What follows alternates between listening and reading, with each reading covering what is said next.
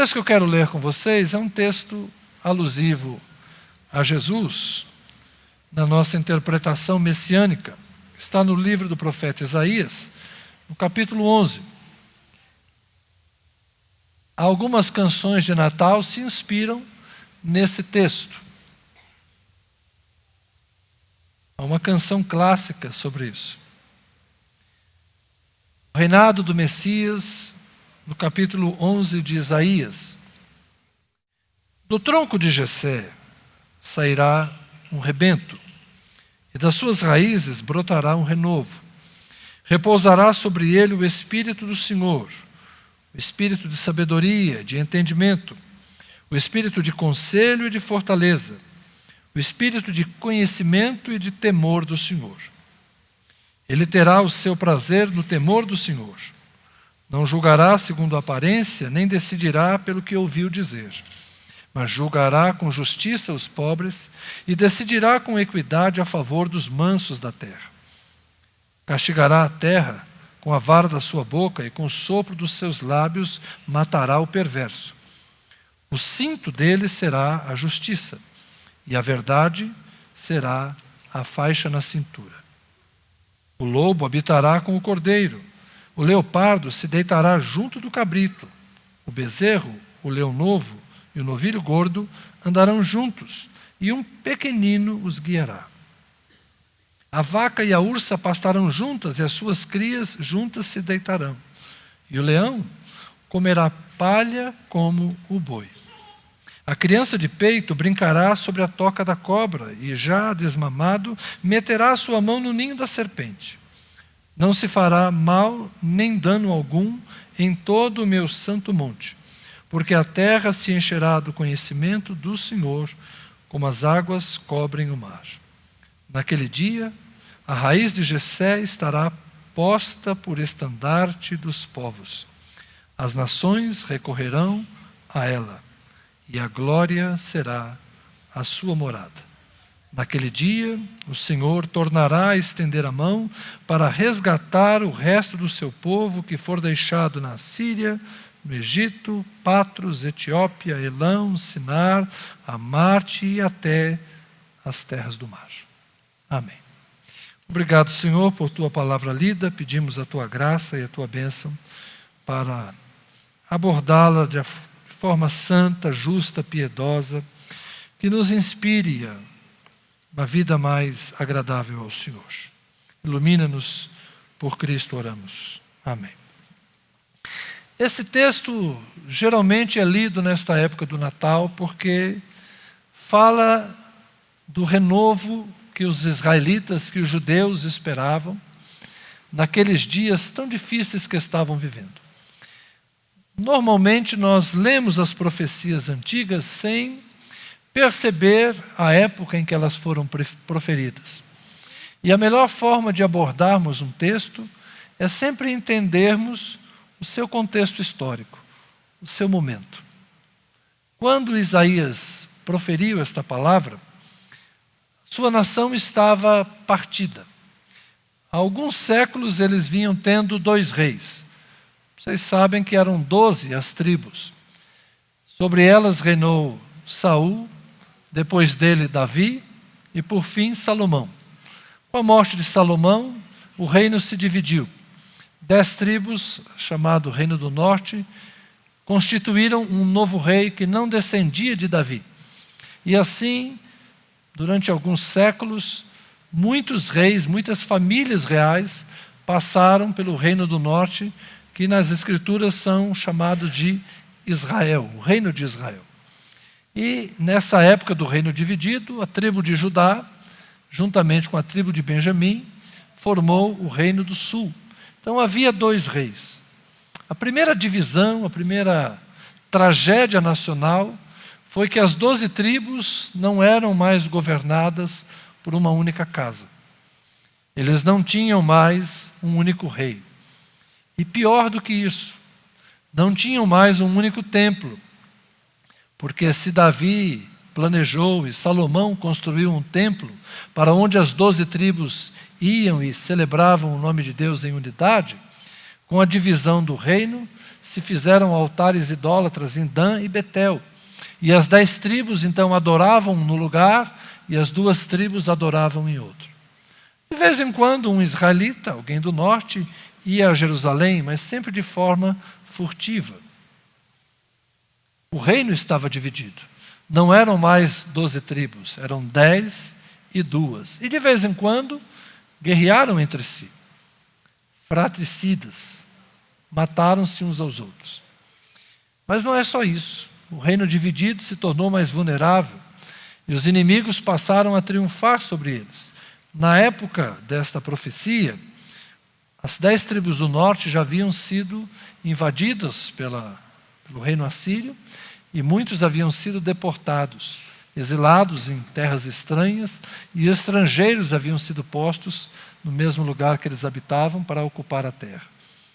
É daí que vai surgir o povo samaritano, que lá nos dias de Jesus é uma espécie de raça impura. Então, se os irmãos guerrearam entre si, os inimigos prevaleceram e um grande número deles foi exilado e vivia agora em terra estranha, qual era o sonho? Qual era a esperança que alimentava aquele povo? E da raiz de Davi, do tronco de Jessé, brotasse um renovo. Por que um renovo? Há poucos dias atrás houve um grande vendaval aqui no Bandeirante. Nós temos um pequeno bosque aqui com muitas árvores próximas. E esses dias eu fui lá e percebi quantas árvores foram destruídas. 3 grandes árvores acabaram sendo podadas, ficando só os troncos, e algumas palmeiras também desapareceram. Hoje eu estava lá passeando com a magrela e vi uma palmeira cortada bem rente ao chão. E olhei para aquilo e pensei, daqui a pouco vai brotar nesse mesmo lugar uma pequena folha. E depois, naquele lugar, vai crescer de novo uma árvore. Como a palmeira floresce o justo. Ele sempre volta. Ou, como disse a poesia de Jó, não é? Que o homem morre e termina, mas as árvores não. Ainda que elas sejam cortadas rente ao solo, ao cheiro das águas, elas brotarão e voltarão a viver. As árvores voltam a viver. É por isso que o poeta e o profeta aqui dizem: da raiz brotará um renovo. Do tronco de Jessé, um rebento. O que eles esperavam? Um rei. Um rei que fizesse o quê? Primeiramente, unisse de novo as 12 tribos. Outros profetas vão falar sobre isso. Não haverá mais reino do norte e reino do sul, mas eles serão novamente um único povo. Que outra esperança? Que os inimigos que invadiram a terra, que os inimigos sejam expulsos. Que mais eles gostariam? Que os que foram exilados e estão espalhados entre as nações sejam trazidos de volta. Então, a profecia de Isaías, a profecia de Miqueias, de Sofonias, tem a ver com isso. Com esse tempo em que o país está devastado, as tribos estão desunidas, não há rei, não há governo, não há unidade, e eles anseiam por algo novo. Passam-se séculos, nada disso acontece. Até que um dia surge um profeta na Galileia. Alguns vão chamá-lo de Jesus de Nazaré, ou Jesus Nazareno. E ele entra em Jerusalém montado num jumentinho, e um grupo de crianças começa a entoar um cântico baseado em Isaías. E diz que ele é o Salvador. E diz que ele é o Rei. Chamam-no de filho de Davi. Os líderes do templo repreendem as crianças e repreendem os discípulos de Jesus. Façam essas crianças se calarem. E Jesus diz: da boca dos pequeninos vem o verdadeiro louvor. o rei que se esperava pudesse unir as 12 tribos, pudesse expulsar os invasores, pudesse repatriar, trazer de volta todos os que estavam longe, ele não era exatamente o que os judeus esperavam. Ele era um profeta que falava coisas acerca de um reino espiritual. Ele curava leprosos, curava cegos, curava coxos. Ele se importava com crianças, se importava com mulheres, ele se importava com os estrangeiros, ele dava atenção às pessoas, mas ele não era um líder militar. Ele não parecia ter a força de Davi, ele não parecia ser um guerreiro. Mas os profetas não haviam proclamado como um guerreiro. Ele seria alguém que traria justiça e, por meio da justiça, traria a paz. E esse texto, para nós, cristãos, muitas vezes aponta para o futuro. A maior parte de nós foi criado nos anos 70 e 80 com uma teologia que a gente chama hoje de dispensacionalista, não é? Que prevê um reino milenar futuro.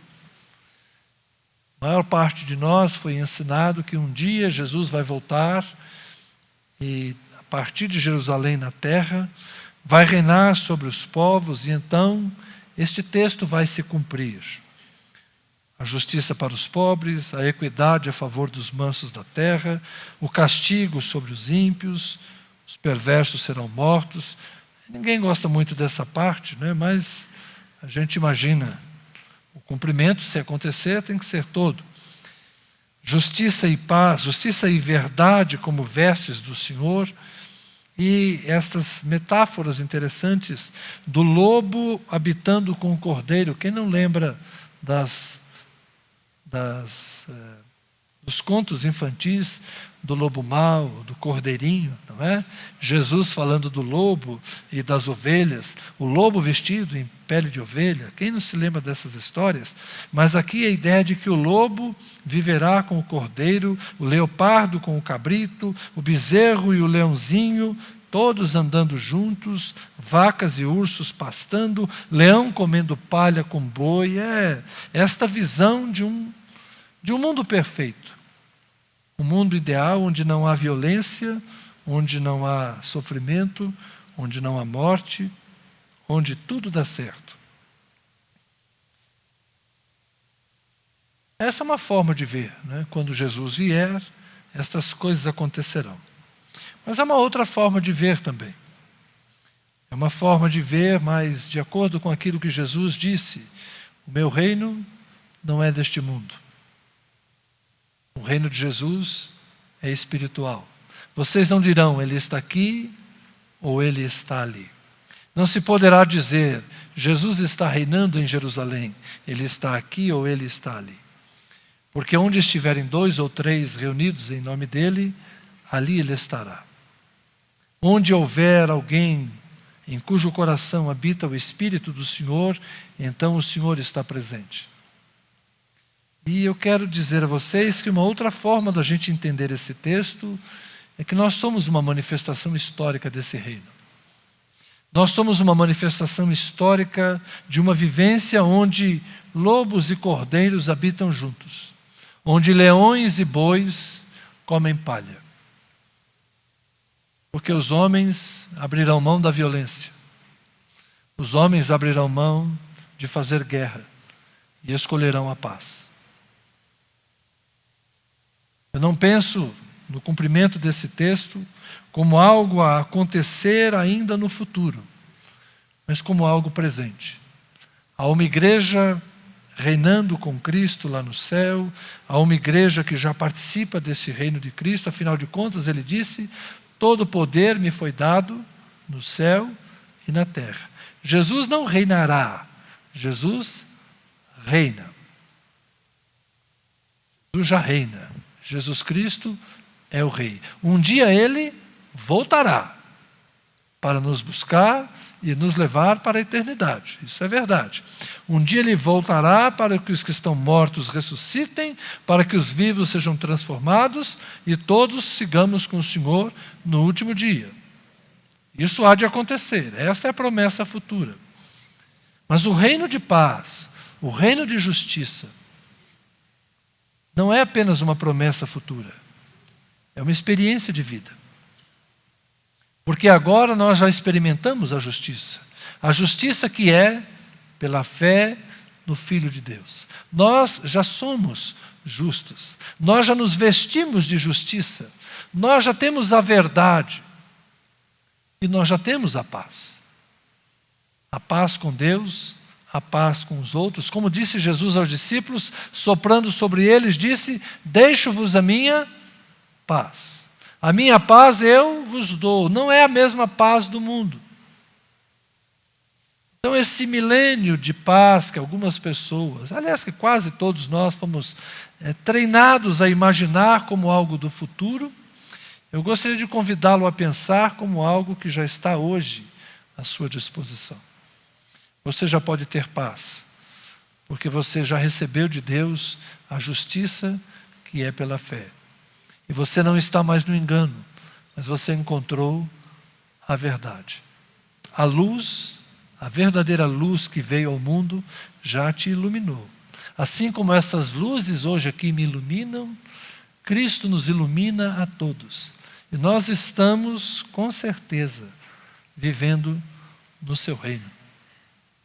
Seu reino está presente. Então você talvez não vá ver um lobo ao lado de um cordeirinho. Mas eu vou te dizer, do teu lado tem alguém que já foi lobo. E hoje já é um cordeiro. Só que do lado da pessoa que está ao seu lado, tem outro lobo que virou cordeiro. Você. Eu já fui lobo. E hoje eu sou um cordeiro. Eu já fui leão. Mas hoje eu estou pastando feito boi. As vacas e as ursas estão juntas também. Um pequeno pode nos guiar. Uma criança nos guia. Porque nos tornamos dóceis. Nos tornamos humildes. Nos tornamos mansos. Essa não é uma condição que nós só conheceremos no dia que Jesus estiver na terra. Porque cá entre nós eu creio que não é Ele que virá à terra. Ele já veio. Eu creio que somos nós que vamos para o céu. Mas isso é um assunto para outro dia. Talvez uma boa classe de escola dominical. Bem demorado a gente trabalha essas coisas. Eu não imagino Jesus de novo pisando a terra. Mas eu imagino o dia em que eu vou pisar os céus. É isso que eu creio. No arrebatamento da igreja, na salvação dos justos, na ressurreição dos mortos, na glorificação dos vivos e na vida eterna com o Senhor. Aqui nós já construímos um lugar de paz, um espaço de paz, onde nós nos amamos, nos aceitamos, nos abraçamos, nos compreendemos. Onde não há racismo, porque a glória de Cristo está em toda a humanidade. Deus não tem uma cor de pele preferida. A cor da pele que Jesus usou não faz diferença. Deus fez todos os homens. Aqui não há machismo, nem feminismo, porque tanto o homem como a mulher, ambos trazem a glória de Deus. Os homens respeitam as mulheres como vaso mais frágil e as mulheres respeitam os homens como vaso mais forte, pelo menos fisicamente. Mas todos estamos na presença do Senhor. Não há homem que não tenha vindo de mulher e não há mulher que não tenha sido gerada no ventre de outra mulher por um homem. Todos nós só existimos por causa de um homem e de uma mulher.